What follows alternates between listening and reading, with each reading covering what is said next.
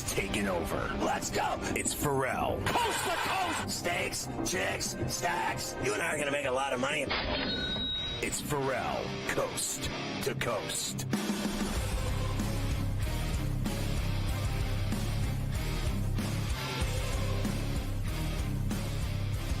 He's down in Monroe, Louisiana. I mean, they make it real down there, spicy and hot. Terry Bowden, the legendary coach, you can follow him on X at the Bowden Blitz, and you can also see him here on Coast to Coast every Friday. Thank God for that. We've been blessed. Coach, good to see you. I'm excited about the Canes tonight at Hard Rock in Miami Gardens. It is everything to me. I know you got a guy coaching there, one of your boys. From back in the day. It's going to be a good game. They're laying a big piece, 17.5. It was 19.5. I'm on the Canes. Their offense has been unbelievable. Ward every week, 4 times over 400 yards, 3 tutties last week. He's been in complete command. It's like he's running the team, not even Mario. I think that Canes have looked fabulous.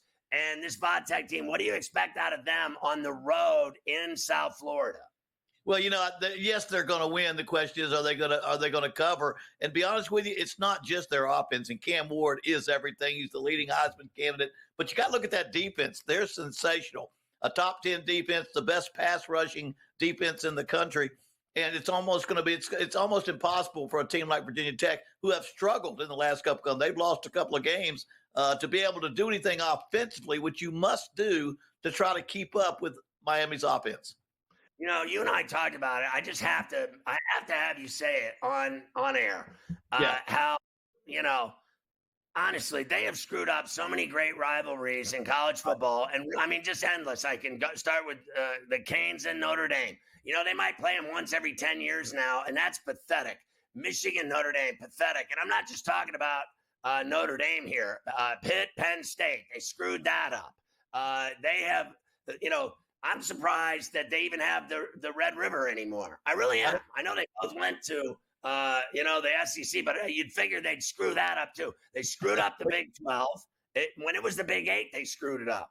And then, I just think they've done a bad job with what fans live for in college football are those moments, those games, those rivalries. Like the backyard brawl this year was fantastic. Absolutely. Absolutely. Well, it's the big difference historically between the NFL and college football. College football, because there's 136 teams and you play within your conference mostly, it's a regional sport. I didn't pay attention to the West Coast that much in a lot of times, or sometimes even to the Big Ten.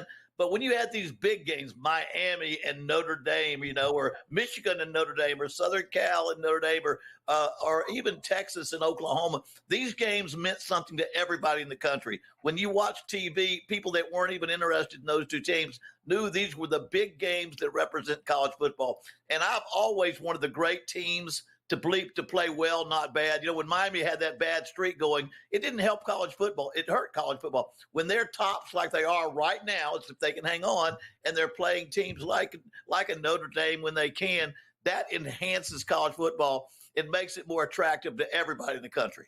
Well, this game tomorrow in Tuscaloosa, I was talking to Chris Stewart yesterday about it, and the shoes he filled and Eli Gold at Alabama calling the games for the Tide and Bulldogs at Bryant-Denny. I mean, it's better than Saks. I mean, it really is. It's Saturday's a done deal for me. Friday night's Canes, done deal. Saturday, Dogs, Tide, done deal. I will do nothing with my wife. I will do nothing with family. I will do nothing with anyone. I won't even answer the phone. I got too much action going on this game. Now, that's a rivalry. It really is. And Sonny, you mentioned Eli Gold. I played Alabama 5 times in the Iron Bowl in Birmingham, and I enjoyed listening to Eli Gold as much as anything else in those games. Right. But this is a classic football game where, first of all, Georgia, a lot of people are putting their money on Alabama, but Georgia is favored even in Tuscaloosa. It's an incredible game. Georgia has won 42 straight regular season games. Alabama's been playing pretty dang good also, and Georgia has not been explosive. Everybody's worried, can they score enough? I don't think either team has played enough big-time teams. This puts 2 great teams together against each other. I think it will bring out the best of each team. How do you think Louisville will do at Notre Dame Stadium in South Bend? It's not quite fall foliage yet in South Bend. There is nothing like when the leaves have all fallen in the parking lot in South Bend, and the smell of bratwurst and the sound of the Fighting Irish Band marching through campus and a good beer buzz on a Saturday, and that all together is just fantastic. And that's what you see when you play Notre Dame. No, not a better place to go coach or play in a football game than in South Bend. And this will be a great game with Louisville. But you know what? I think the most undervalued team in the country, definitely in the ACC, is Louisville. They've got a great team. They played for the conference championship last year, and they did a great job as a team. They've got a quarterback, Shuck, that nobody gives enough credit for. If he was playing for a high-name team, he'd probably in the Heisman considerations. And then Jeff Brom is one of the best coaches in the country. They beat Notre Dame up there last year. Notre Dame had 5 turnovers. Louisville had just 1. Notre Dame's going to have to be able to not turn the ball over this year. Their quarterback's got to be able to maybe throw a little bit more and not just run. And then Louisville, I think, can win this game. Do you think K-State rebounds after that performance against BYU? I mean, honestly, they looked fantastic in Provo. Defensively, scoop and score, 99-yard punt return for a tutty from one side of the field to the next. How will K-State respond in Little Manhattan against Oklahoma State, who also lost last week?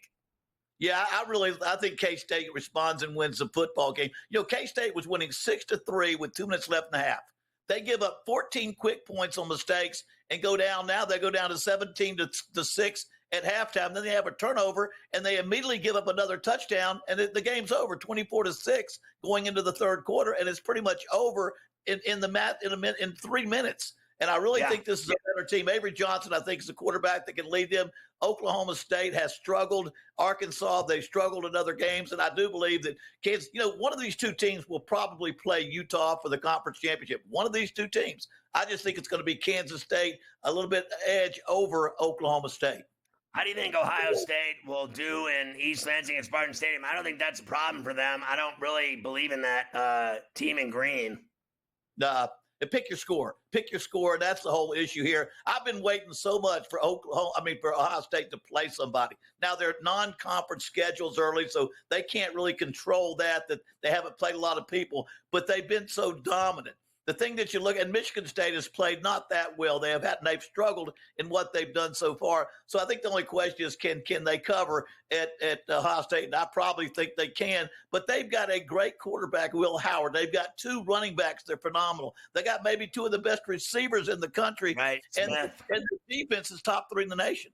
It's a great football team. $20 million worth of NIL. You got to feel like they've got football players. I just want to see them play against a great team, and that's not this weekend. So, I'm gonna jump this Utah game. They're playing at Rice Eccles. I think they'll beat Arizona. I want to ask you. I got respectfully just under 90 seconds. Your thoughts on not the NIL, but I'm going to jump that and go Pac-12. Can you imagine being the guy or the woman in charge of that conference trying to rebuild that mess, which I think is disgusting what happened to a great football conference, a great basketball conference. They ruined that too, let alone rivalries. But the Pac-12 being destroyed, can they rebuild it with this equity that they're getting from these new schools that are joining? Is it savable, Coach? Well, I don't think it is in the way we think of the Pac-12 in my mind. They're added 6 teams from the Mountain West, supposed to start a conference schedule by 2026. The question to me is, I don't think they can be a Pac-12. The question is, are they more like a G5 conference or are they like a Power 5 conference? And I think that's going to be debatable because there's only so many quality teams left any parts of the country to form a conference. And so I'm just not sure they can be a strong Power 5, old Pac-12 type team as we're seeing with the teams that are coming in.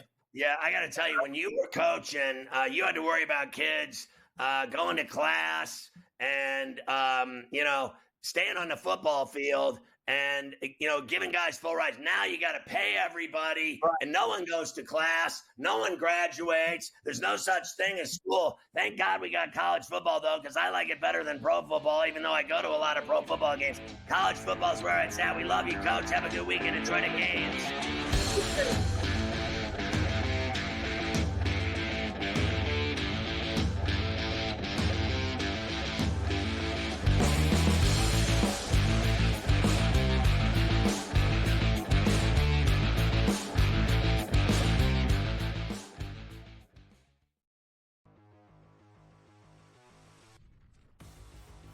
do we have a fantasy star on our hands here, George? Here is the question with Jaden Daniels of the Washington Commanders. A lot of folks went into the fantasy season saying, hey, look, maybe this isn't Anthony Richardson, but it could be the next best thing. I'm here to tell you, I don't know. I'm sort of feeling like Daniels could be better than Anthony Richardson. I don't know if I'm going to go there yet, all right, but I think he's in the conversation, yeah. What did we hear at draft time? A lot of people wanted a quarterback who can move, right? You don't want the guy who's going to take 5-7 steps and throw the football anymore because you want that additional rushing yards. You get 50, 60 yards, that's a touchdown, right? That's why Josh Allen is so valuable. Lamar Jackson is so valuable, right? You go up and down. Jalen Hurts. You go up and down here. I think Daniels is going to be a good quarterback. I think Washington got their guy, and he can throw the football too. We know McLaurin's a really good wide receiver. It may not be much else there. We'll see what McCaffrey can be. Luke McCaffrey can be there in time. But I do have hope for him. I think at season's end he's going to be a quarterback one. It may be a low end quarterback one, but a quarterback one nonetheless. Yeah, I was really impressed watching him in that game. All right, now Anthony Richardson, look, he's going to have a big year. He's going to have a big fantasy year. There's no question about it. I don't know about the long-term viability here. And look, give him credit. He hung in there with the Houston Texans. My fear for him, George, is that when you go back and you watch film, if you protect the deep ball against Richardson, he could hurt you with his legs. And that may be where all of his fantasy value is coming from. I cannot see him throwing 2 70-yard bombs like he did again. That should come in time, right? Practice time. I think he will get better here. I think Richardson's going to be fine. Does need to learn how to avoid hits. All right. Once again, that hit. Remember that hit from Tua last night? He initiated it. Slide. The rules are made for you not to get hit. Take advantage of them.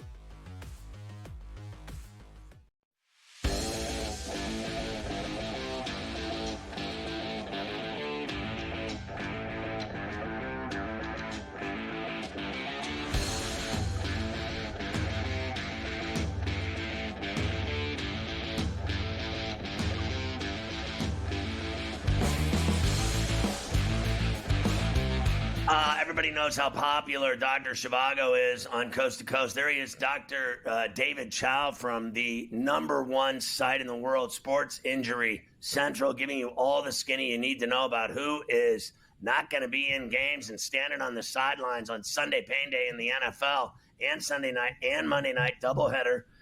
Dr. David Chow, and you can follow him at Pro Football Doc on X. He's very, as I said, very popular. He's in San Diego. He's got it all figured out. He lives in SoCal, down the street from my son, who also does not call home based on the fact that they are living large in the sun in SoCal, and they don't care about anything else or anyone else or how we're living or the conditions we're in or Cat 5 hurricanes that are happening like Hurricane Ferrall in the southeast tonight.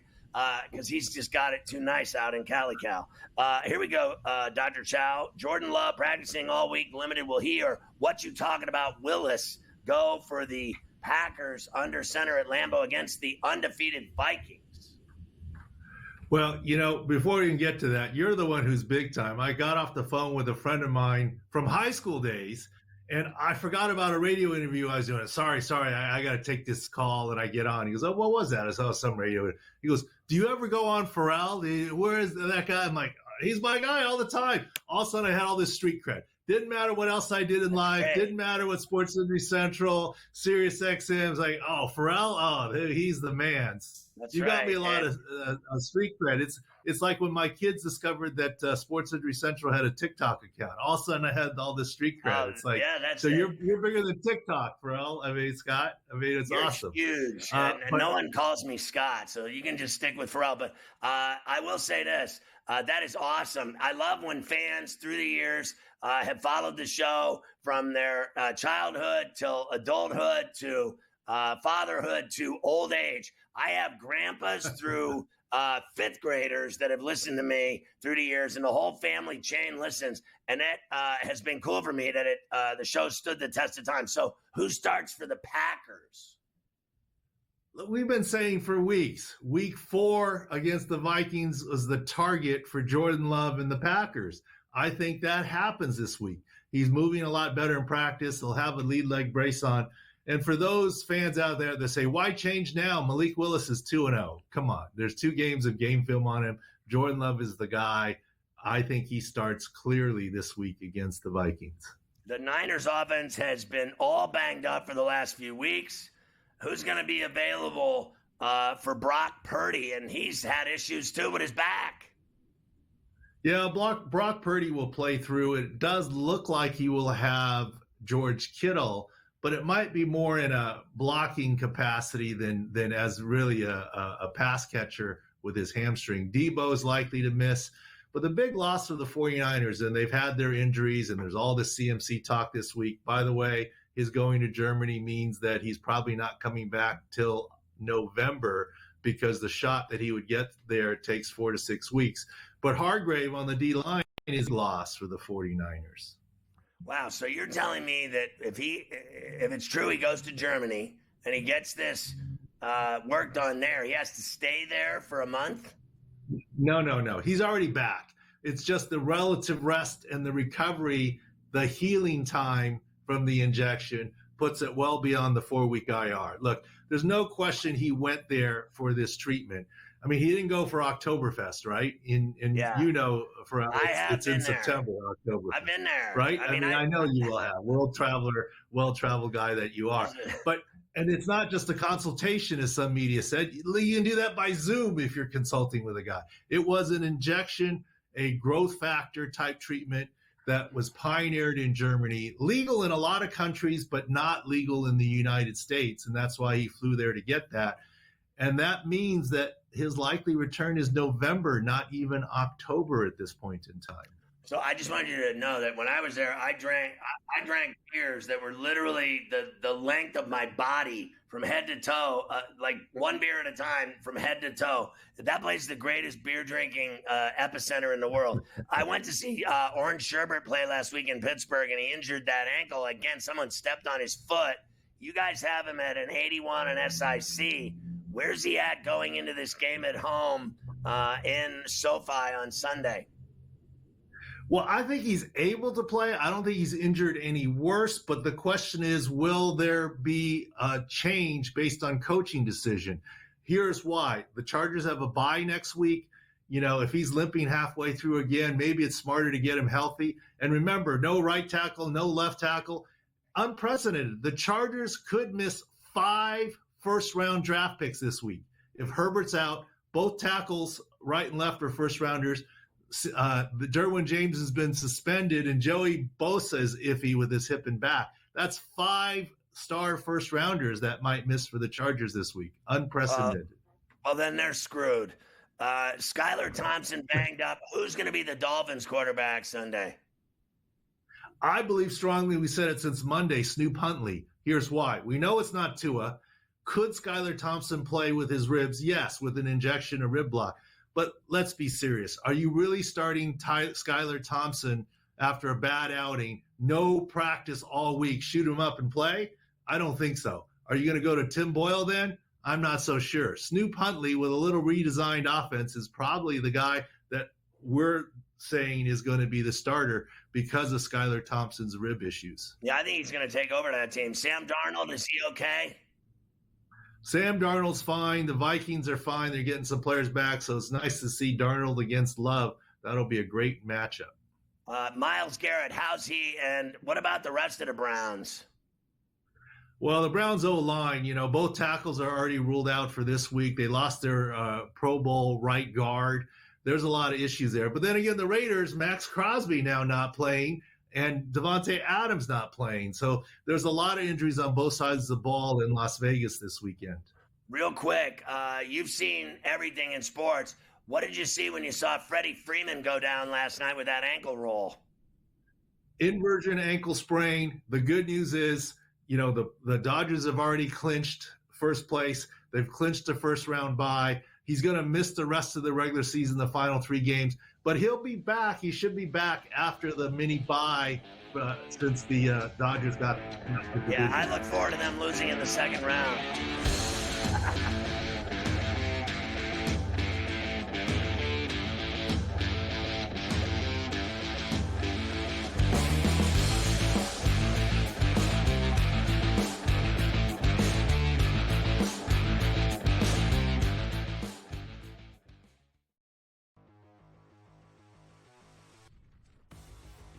do we have a fantasy star on our hands here, George? Here is the question with Jaden Daniels of the Washington Commanders. A lot of folks went into the fantasy season saying, hey, look, maybe this isn't Anthony Richardson, but it could be the next best thing. I'm here to tell you, I don't know. I'm sort of feeling like Daniels could be better than Anthony Richardson. I don't know if I'm going to go there yet, all right, but I think he's in the conversation, yeah. What did we hear at draft time? A lot of people wanted a quarterback who can move, right? You don't want the guy who's going to take 5-7 steps and throw the football anymore because you want that additional rushing yardage. You know, you get 50, 60 yards, that's a touchdown, right? That's why Josh Allen is so valuable. Lamar Jackson is so valuable, right? You go up and down. Jalen Hurts. You go up and down here. I think Daniels is going to be a good quarterback. I think Washington got their guy, and he can throw the football too. We know McLaurin's a really good wide receiver. It may not be much else there. We'll see what McCaffrey can be. Luke McCaffrey can be there in time. But you know, I do have hope for him. I think at season's end he's going to be a quarterback one. It may be a low end quarterback one, but a quarterback one nonetheless. Yeah, I was really impressed watching him in that game. All right, now Anthony Richardson, look, he's going to have a big year. He's going to have a big fantasy year. There's no question about it. I don't know about the long-term viability here. And look, give him credit. He hung in there with the Houston Texans. My fear for him, George, is that when you go back and you watch film, if you protect the deep ball against Richardson, he could hurt you with his legs. And that may be where all of his fantasy value is coming from. I cannot see him throwing 2 70-yard bombs like he did again. That should come in time, right? Practice time. I think he will get better here. I think Richardson is going to be fine. Does need to learn how to avoid hits. All right. Once again, that hit. Remember that hit from Tua last night? He initiated it. Slide. The rules are made for you not to get hit. Take advantage of them.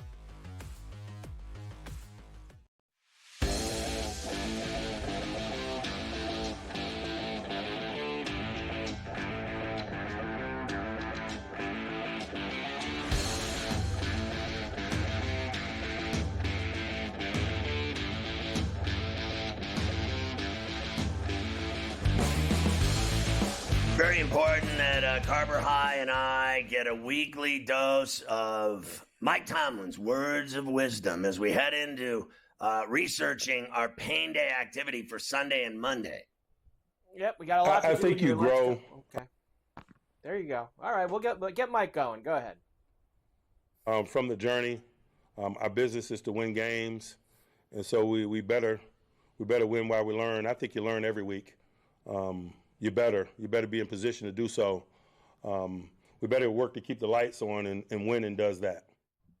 Keep the lights on. Keep the lights on. Winning does that for him. Your boy Mike Tomlin there with his weekly words of wisdom. I just booked the Ravens game. Like, I just booked it, the flights, the hotel, the whole deal. It's just an expensive excursion. I had to take there's got to be a window there, like some distance between going back. I can't, because I went to Vegas, then I went to Pittsburgh, and then, my buddy was like, let's go to Indy. I said, listen, bro, I'm going to get a divorce if I go to Indy. Like, I can't just keep going on these excursions like I'm like some kind of, you heard Dr. Chow, Ferrall, you're a world traveler, he called me. And I don't know. I can't. It's dangerous. You can't just go to games every week and just live large. You have to shut it down, Carver High. As you know, sometimes you just have to stay in Strong Island, Playaville. That's where I always am, that's for sure. Steelers and the Colts this week. Jaylen Warren is out for the Steelers in terms of injuries. -2.5 for the Steelers right now. 40.5 is the total. I did see that your boy, it's me, Gino B, was picking the Colts this week, going after you here with the Steelers.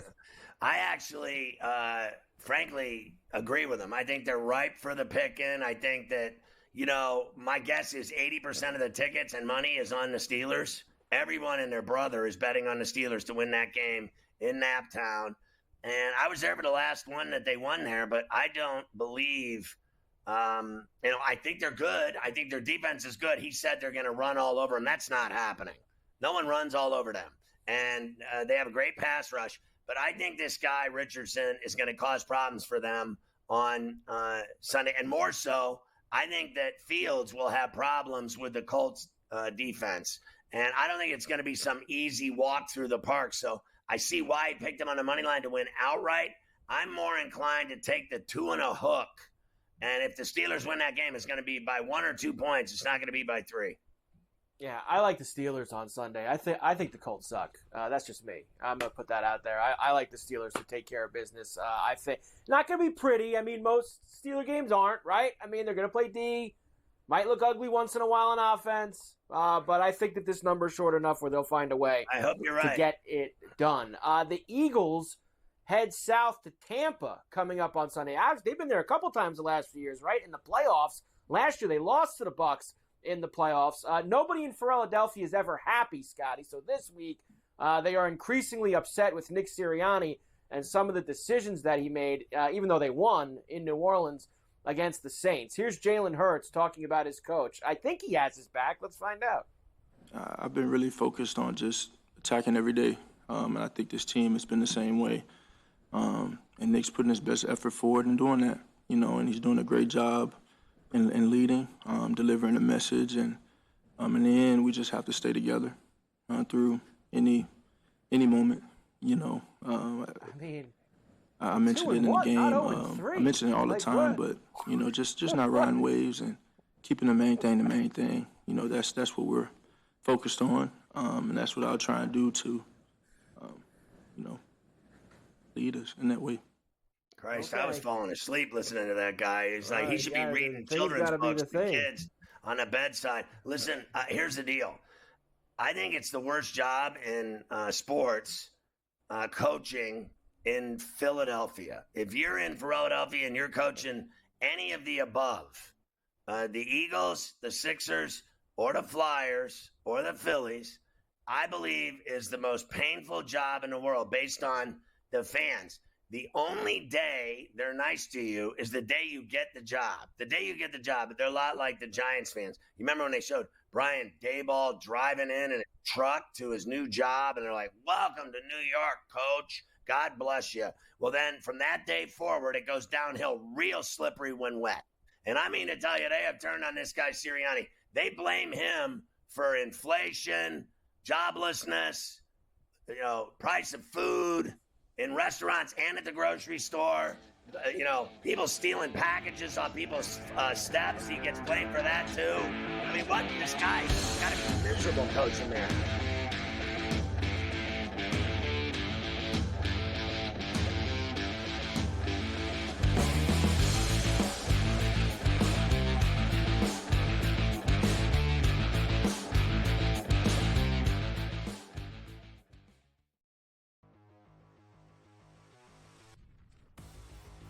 Do we have a fantasy star on our hands here, George? Here is the question with Jaden Daniels of the Washington Commanders. A lot of folks went into the fantasy season saying, hey, look, maybe this isn't Anthony Richardson, but it could be the next best thing. I'm here to tell you, I don't know. I'm sort of feeling like Daniels could be better than Anthony Richardson. I don't know if I'm going to go there yet, all right? But I think he's in the conversation, yeah. What did we hear at draft time? A lot of people wanted a quarterback who could move, right? You don't want the guy who's going to take 5-7 steps and throw the football anymore because you want that additional rushing yardage. You get 50, 60 yards, that's a touchdown, right? That's why Josh Allen is so valuable. Lamar Jackson is so valuable, right? You go up and down. Jalen Hurts. You go up and down here. I think Daniels is going to be a good quarterback. I think Washington got their guy, and he can throw the football too. We know McLaurin's a really good wide receiver. It may not be much else there. We'll see what McCaffrey can be. Luke McCaffrey can be there in time. But I do have hope for him. I think at season's end he's going to be a quarterback one. It may be a low end quarterback one, but a quarterback one nonetheless. Yeah, I was really impressed watching him in that game. All right, now Anthony Richardson, look, he's going to have a big year. He's going to have a big fantasy year. There's no question about it. I don't know about the long-term viability here. And look, give him credit. He hung in there with the Houston Texans. My fear for him, George, is that when you go back and you watch film, if you protect the deep ball against Richardson, he could hurt you with his legs.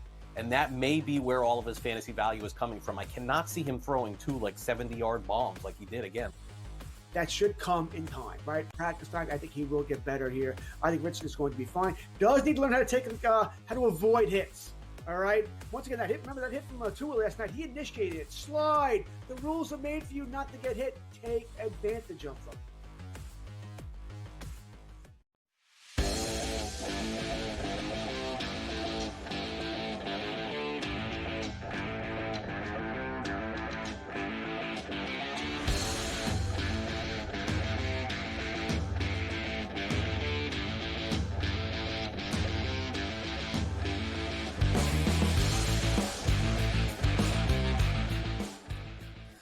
So, you know what I mean, Mike? Like, seriously, it's just a unforgiving, relentless stress of the Philly fans. Like, so they complain. I mean, just every season, every year. It doesn't matter what sport. The only reason they're off at Thompson is because the Phillies won the East and they're in the playoffs. The minute they lose or have problems, they're going to blame him. Same thing. Sirianni gets blamed for everything. Same thing. Tortorella. Same thing. Look what they did to Doc Rivers. I mean, they're just merciless. And I don't know how anyone could coach there. It's like they're so ruthless, the fans, with their coaching. They blame them for everything. And then they do it. Not only do they do it at the stadiums, they do it on the radio. They'll sit in traffic all morning going to their job and calling into these talk shows. And all they do is bash them. And then the talk show hosts are all geniuses. Like, they all think that they can coach and that they would do a much better job themselves running the team.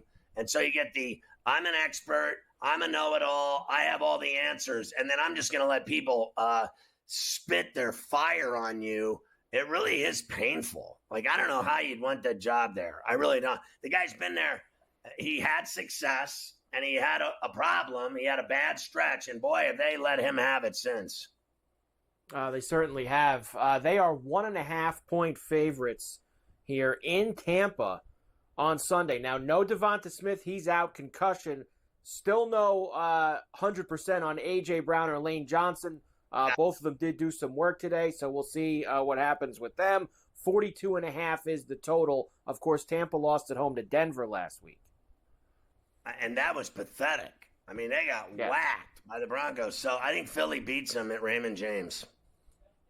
Next, a big matchup in the NFC South. Of course, the Saints are out to a 2-1 start. Falcons are 1-2. They've obviously been in every game. They've lost that game to the Steelers. They lost to the Chiefs. Then on Sunday night. Now, there's some bad blood, Scotty. We love bad blood on Coast to Coast when everybody gets mad. At the end of last season, Week 18, the Saints humiliated the Falcons. This, of course, is when Arthur Smith was going out the door to the tune of 48-13, and the Falcons were very mad that the Saints popped in a touchdown with 3 minutes to go to kind of rub it in a little bit towards the finish. So here's Dennis Allen. Does he think that any of that is going to carry over here to the first meeting this year?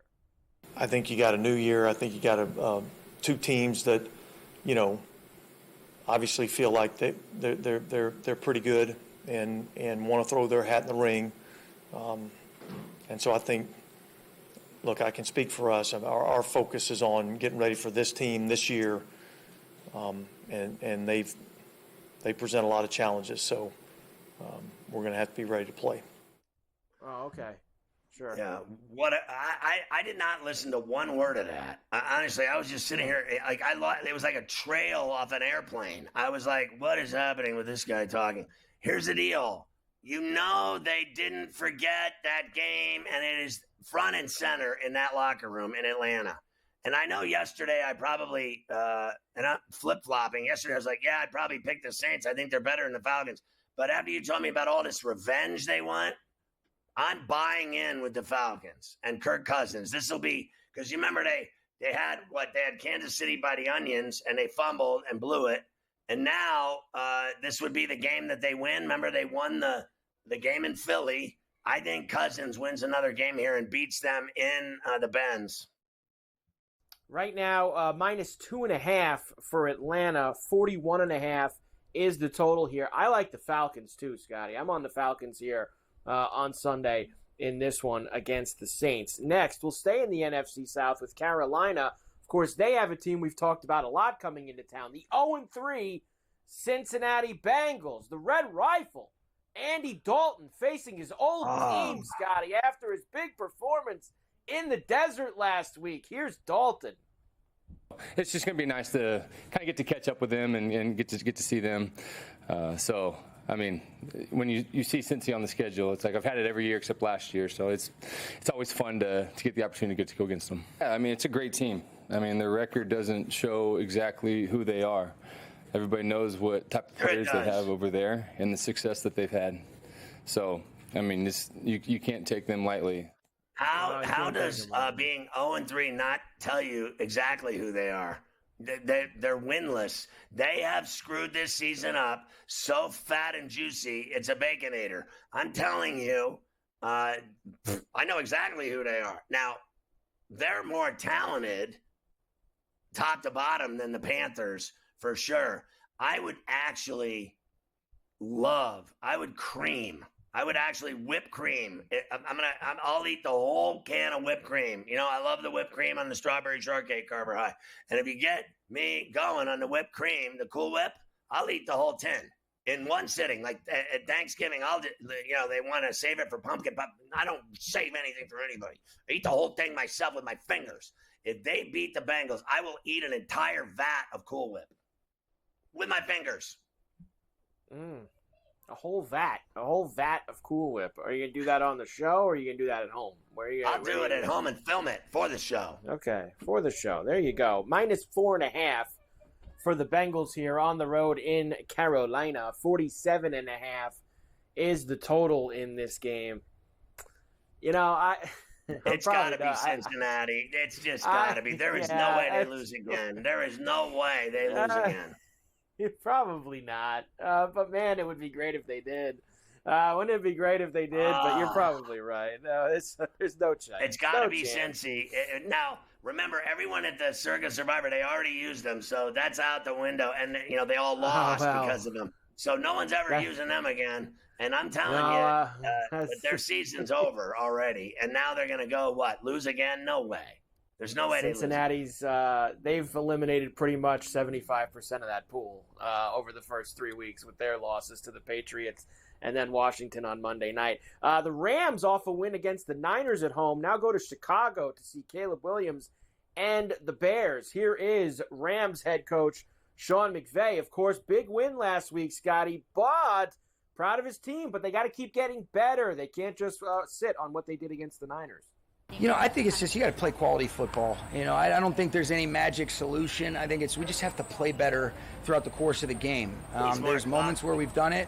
There was moments when we didn't do it. And again, like you even look at it, whether it's offensively, defensively, I thought we started fast in the kicking game, did a good job, in that phase. But there was things that you say, all right, this has to be better. And there was moments in the game, whether it was offense or defense, that it was better. But we're looking for more complete games relative from the first quarter to the fourth quarter. The fast start. Quarter to the fourth quarter. I think when we've been really good, usually we play consistently well throughout the course of the game, and that's what we're looking to do is just play, cleaner, more consistent, more fundamentally sound. But inevitably, you have to be able to respond to some of those setbacks. But we would like to not put ourselves in the hole like we have. Listen, does this guy ever stop? I have to tell you, look. As long as Stafford's on the field, they're winning. That's my opinion. They're better than the Bears. People, said that they had no chance against the Niners. They were both banged up, and they were down 14 in the fourth quarter, and they still won the game. So I am not buying that. Look, I get it. The Chicago Bears, the greatest defense the world has ever witnessed, and it certainly wasn't this one. They think that it is, but it's 1985. Don't get me started. Do not get me started. It's half an hour when I start up on the 85 Bears. And Carver High knows it. Just all you have to do is mention the Bears defense with me. And they'll never be that team. They never will, because they're not winning the Super Bowl. And that team did win the Super Bowl. So I've heard about all I can take about how, it just never ends either. See what happens? I turn on the TV. All I hear about is the Bears defense, how great they are. And the Jets defense, how great they are. Pittsburgh's better than both of them. Pittsburgh's defense is better than both of them. They don't give up any points, and I don't want to hear it. I say the Rams going in.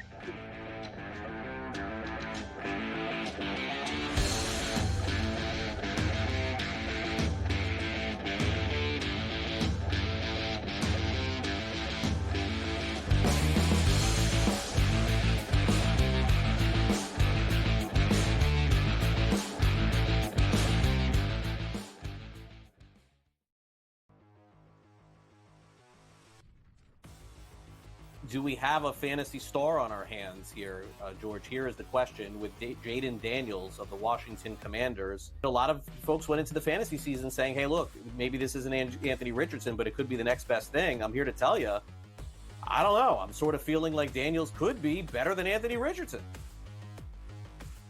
I don't know if I'm going to go there yet, all right, but I think he's in the conversation, yeah. What did we hear at draft time? A lot of people wanted a quarterback who can move, right? You don't want the guy who's going to take 5-7 steps and throw the football anymore because you want that additional rushing yards. You know, you get 50, 60 yards, that's a touchdown, right? That's why Josh Allen is so valuable. Lamar Jackson is so valuable, right? You go up and down. Jalen Hurts. You go up and down here. I think Daniels is going to be a good quarterback. I think Washington got their guy, and he can throw the football too. We know McLaurin's a really good wide receiver. It may not be much else there. We'll see what McCaffrey can be. Luke McCaffrey can be there in time. But, you know, I do have hope for him. I think at season's end, he's going to be a quarterback one. It may be a low-end quarterback one, but a quarterback one nonetheless. Yeah, I was really impressed watching him in that game. All right, now Anthony Richardson, look, he's going to have a big year. He's going to have a big fantasy year. There's no question about it. I don't know about the long-term viability here.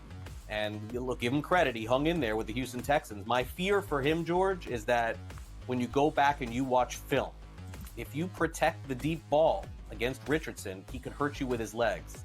And that may be where all of his fantasy value is coming from. I cannot see him throwing 2 70-yard bombs like he did again. That should come in time, right? Practice time. I think he will get better here. I think Richardson's going to be fine. Does need to learn how to avoid hits. All right. Once again, that hit. Remember that hit from Tua last night? He initiated it. Slide. The rules are made for you not to get hit. Take advantage of them.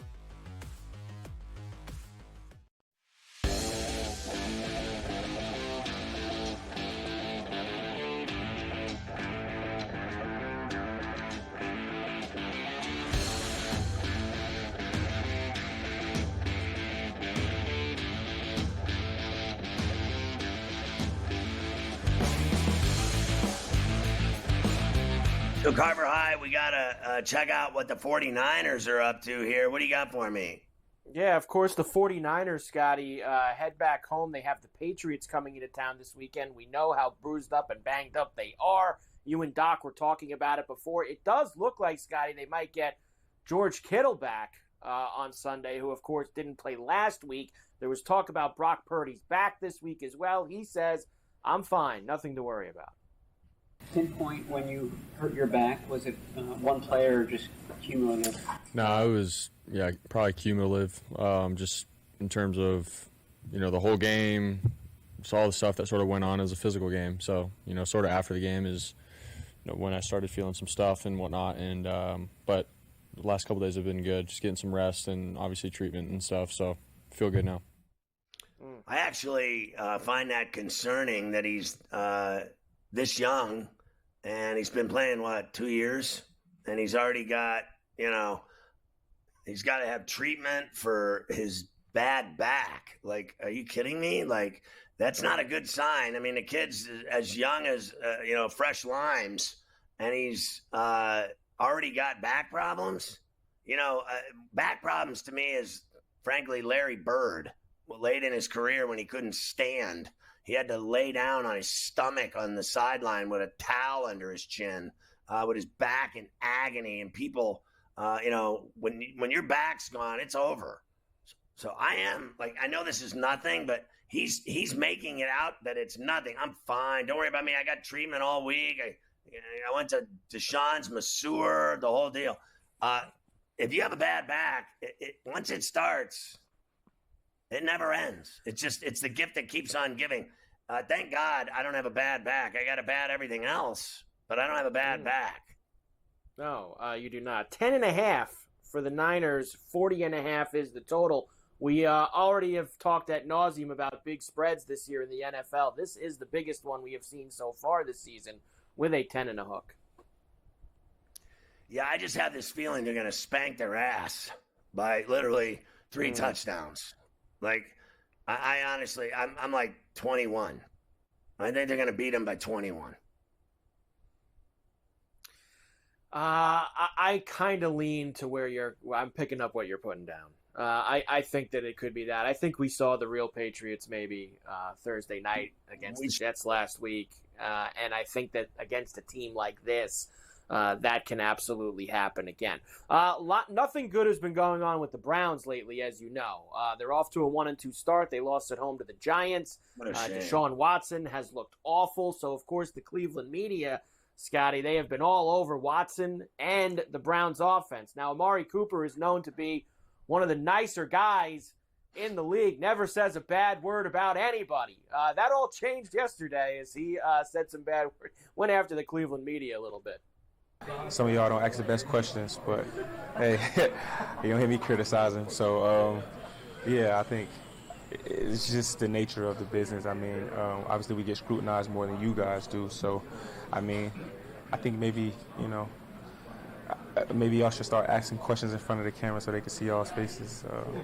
But yeah, I just think that's just how it goes. You know, they see everything we do under a microscope, so we're going to get scrutinized more and for mistakes that everybody makes. So. Well, that's the nature of the beast, Amari. Thanks so much for telling us that we all need to look at fat, ugly media people that are freeloading mooches that show up at games for their free ticket and their free meal. And believe me, I don't think it'll take long before they start charging for those meals. Half of the stadiums already do. But, the reality is I think he's got it all wrong. The fact is that the media does get critiqued for their work because they get fired left and right. Media people get fired when the wind blows. TV people, radio people, news writers. It's a brutal business. There is nothing nice about it. And they are judged the same as you. They really are. The difference is that you're on national television on the highest order. Like the NFL, the NBA are on television every game, every night, nationally. And the only ones that no one cares about are, frankly, is baseball and hockey. Because baseball is a regional sport. It really is. Like, I'm not watching the Yankees every night if I live in San Diego or anywhere else. I'm not watching the Cubs in Miami. You're watching the local teams. That's it. Hockey's the same way. No one gives a rat's ass about hockey except regionally. I know the NHL lie to you and tell you how wonderful their ratings are for their big outdoor games and their big, events. The only time people care about hockey, and I noticed, Barbara High and I are the biggest hockey fans here, and Mafia as well. The reality is the only time it matters is the Stanley Cup playoffs. The rest of the regular season is the most meaningless waste of time ever. I'm glad they can fill their arenas and sell their tickets and sell their jerseys and all their merchandise, because that's the only reason they have games. It's a business. They're running games, 82 games, because it's a business. If they didn't run the games, they'd go out of business. Half of them already are. Regional hockey network ratings are awful. They are. No one watches. You think people sit around watching hockey games every night or listening to their wives scream at them? They sit around listening to their wives scream at them. That's the reality of it. I'm not wrong. Like Amari Cooper, we're judged differently. You're on national television every day. It's the NFL. Who are you kidding here? Like, don't try to be smart with me, some wide receiver trying to get all fresh. No one judges you. No one judges you. I've been fired 30 times. Shut up. Mind your own business, you idiot. You don't know anything you're talking about. Someone's going to stuff it back in your throat like me. How do you like them apples? And then you know what they do? If a guy like me questions him, they throw me out of the press conference for the rest of the year because they don't like anyone that questions their big and their juice and their money-making operation. Nice job. The Browns look terrific this year, Amari. You're doing a hell of a job losing every game you play. Your quarterback sucks, too. How's that taste on a Friday? Well, with the news that Devontae Adams and Max Crosby aren't going to be playing, the Browns are 1.5-point favorites in Vegas. Late window, 425. Total down to 36.5 for this one. Yeah, I don't have any faith in them going out to Sin City and beating the Raiders. The Raiders suck, and they'll still beat them. The Browns are as bad as the Raiders are. Before those two guys, yeah, not having Crosby and Adams, that's good. Not having them.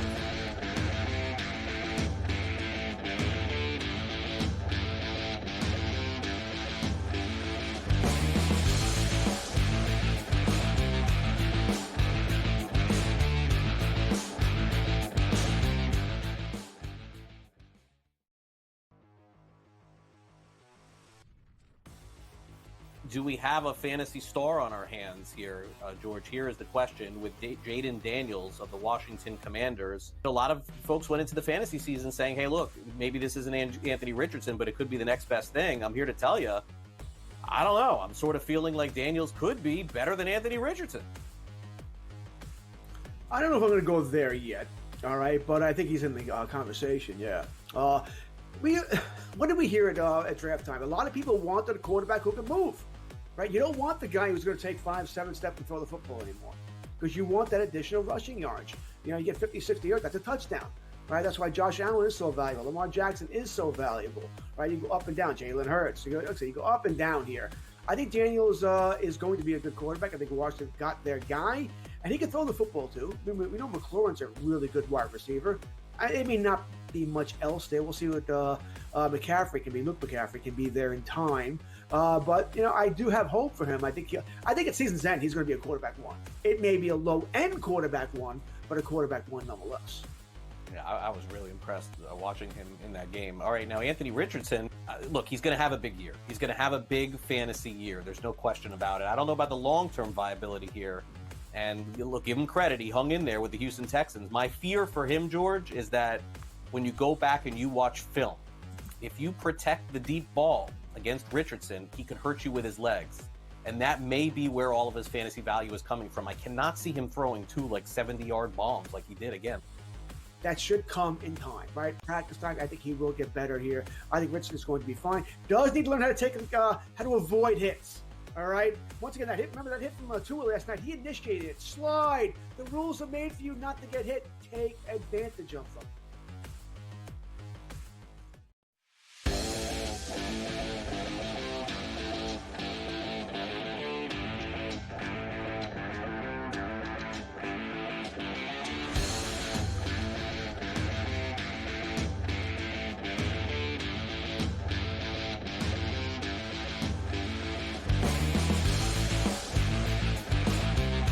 So Jason Day just sprayed one in the water, maybe opening the door for Homa and Harmon.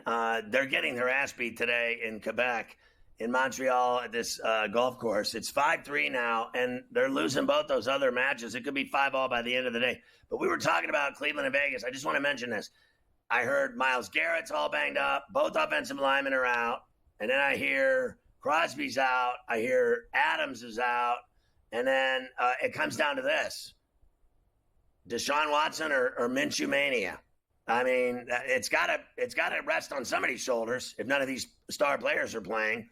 Can Minshew step up and throw to other people and win a game, Carver High, at home? Or is it those two are out, automatic loss?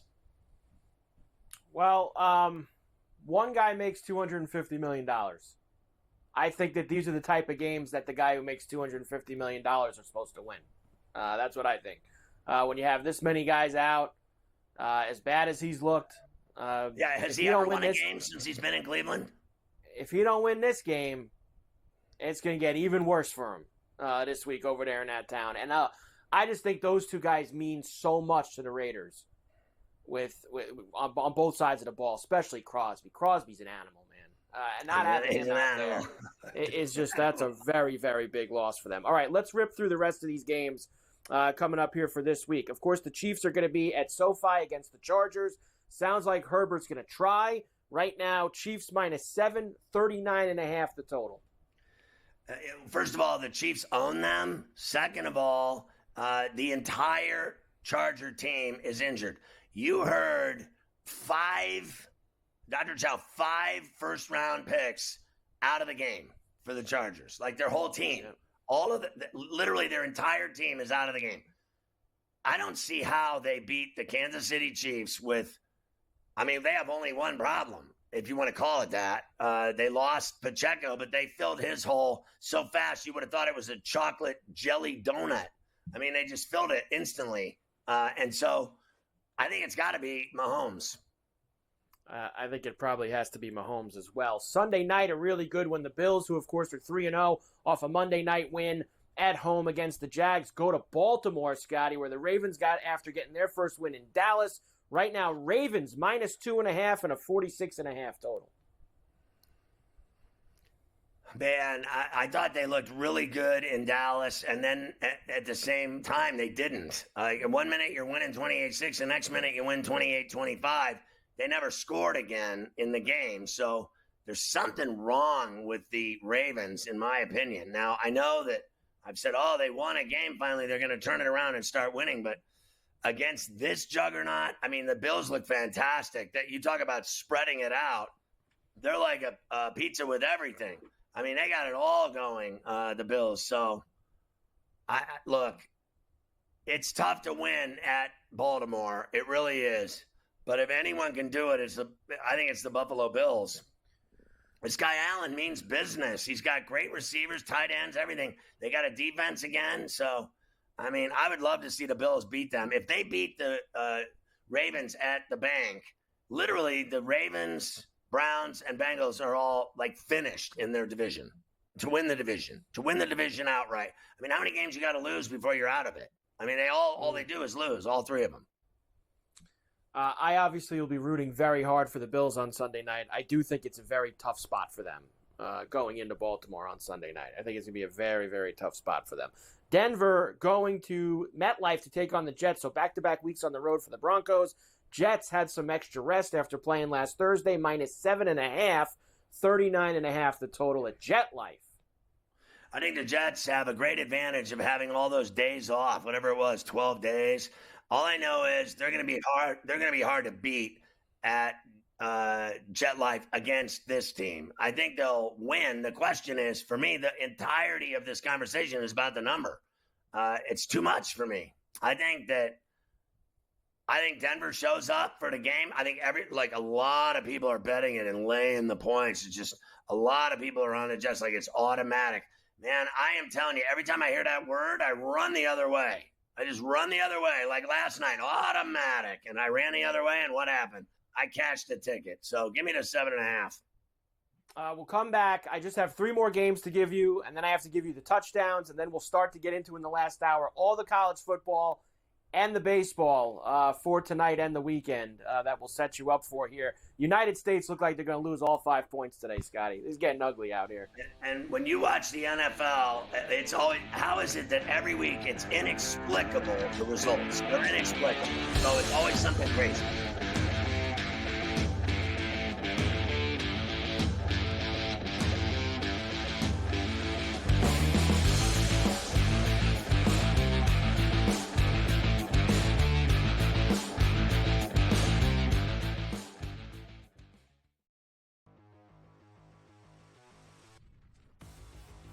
Do we have a fantasy star on our hands here, George? Here is the question with Jaden Daniels of the Washington Commanders. A lot of folks went into the fantasy season saying, hey, look, maybe this isn't Anthony Richardson, but it could be the next best thing. I'm here to tell you, I don't know. I'm sort of feeling like Daniels could be better than Anthony Richardson.